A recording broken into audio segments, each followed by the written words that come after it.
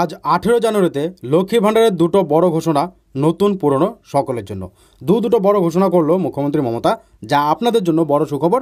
আপনারা জেনে অবশ্যই খুশি হবেন। তো কি জানানো হয়েছে চলুন সমস্তটা দেখিয়ে দিচ্ছি। অবশ্যই লাস্ট দেখবেন, অন্যদের শেয়ার করে জানানোর চেষ্টা করবেন। দেখুন বন্ধুরা, বলা হচ্ছে জানুয়ারি মাসের 18 তারিখ লক্ষ্মী ভাণ্ডার প্রকল্পের বড় ঘোষণা হলো।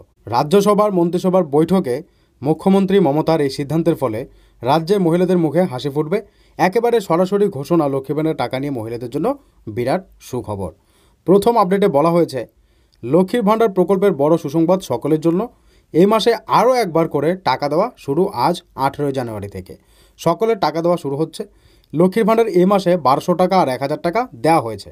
অলরেডি আপনাদের ব্যাংকের অ্যাকাউন্টে কিন্তু টাকা ঢুকে গেছে। যারা এখনও টাকা পায়নি তাদেরও টাকা দিয়ে দেওয়া হচ্ছে। তবে আবার কেন টাকা দেওয়া হবে দেখুন, তবে এই 1200 টাকা আরও একবার মহিলাদের ব্যাংকে জমা পড়বে এই মাসে, অর্থাৎ এই নতুন বছর জানুয়ারি মাসে আরও একবার করে টাকা জমা পড়বে।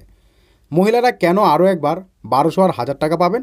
জানা গেছে গত বছরের ডিসেম্বর মাসে লক্ষ্মী ভাণ্ডার প্রকল্পের কিস্তির টাকা পাওয়া হয়নি বহু মহিলার, যদিও তাদের কোনো সমস্যাই নেই। ঠিক আছে, ডিসেম্বর মাস 2024 সালের ডিসেম্বর মাসের টাকা তারা পায়নি, অথচ তাদের কোনো সমস্যা নেই।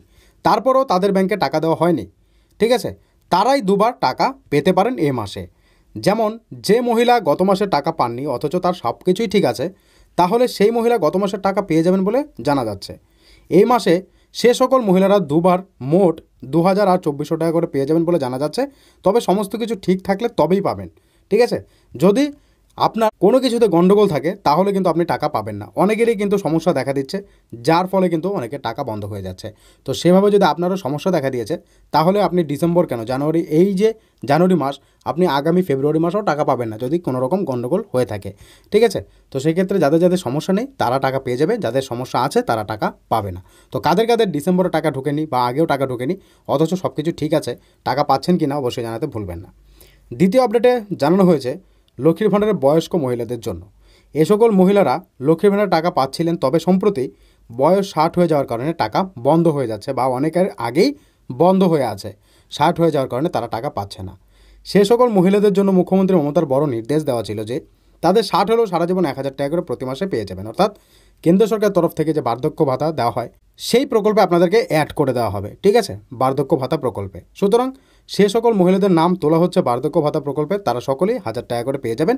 এই টাকা দেওয়া নিয়ে শীঘ্রই আপডেট দেওয়া হতে পারে।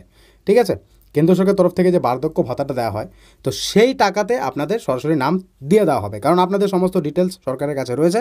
তো সেই ডিটেলসেই তারা শেয়ার করে দেবে। এরপর কিন্তু আপনারা বার্ধক্য ভাতাতে নাম উঠে যাবে, নাম উঠলেই কিন্তু টাকা পেয়ে যাবেন, এমনটাই কিন্তু মুখ্যমন্ত্রী ঘোষণা করেছিল।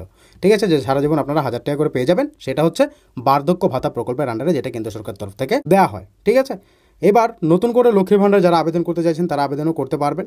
খুব শীঘ্রই শুরু হচ্ছে আবারও দুয়ার সরকারের কাজ। বিজ্ঞপ্তি জারি করে ইতিমধ্যেই নবান্নের তরফে একথা জানানো হবে।